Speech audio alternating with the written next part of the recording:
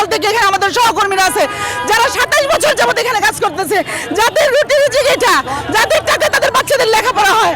আমরা যদি এখানে চাকরি না করতে পারি তাহলে এটা কি বন্ধ থাকবে? এটা কখনোই বন্ধ হবে না। এটা হচ্ছে একটা ছাঁটাই প্রক্রিয়া। হাতে ধরে মহিলা এবং পুরুষ টাইনা নিতেছে, পুলিশ আমাদের কোথায় নিয়ে যাবে? মাননীয় প্রধানমন্ত্রী বলছেন যে বেকার সমস্যার সমাধান হবে। আজকে আমরা 5000 কর্মী বেকার হয়ে গেছি। পুলিশ সবাইকে আসামি মনে করে, আমরা আসামি।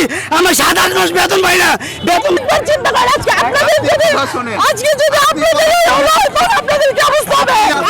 আমরা সবাই যাব, আমরা কথা বলবো, আমাদের কথা বলতে দেন, আমাদের বলতে দেন, আমাদেরকে বলতে দিতে হবে। কি হচ্ছে?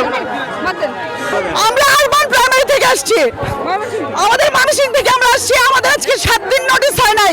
23 তারিখে আমাদেরকে বলা হয়েছে যে আমাদের চাকরি নাই।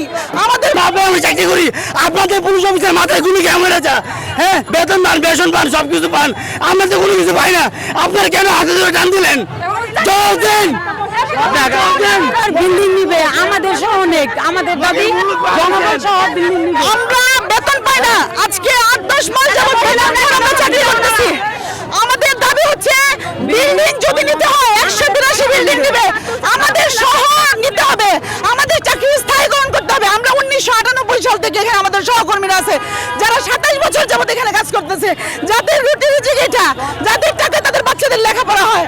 আমরা যদি এখানে চাকরি না করতে পারি তাহলে এটা কি বন্ধ থাকবে? এটা কখনোই বন্ধ হবে না। এটা হচ্ছে একটা ছাঁটাই প্রক্রিয়া। এটা চাচ্ছে তারা ছাঁটাই করে লোক নিতে, আমাদেরকে রেখে আপনারা লোক নেন।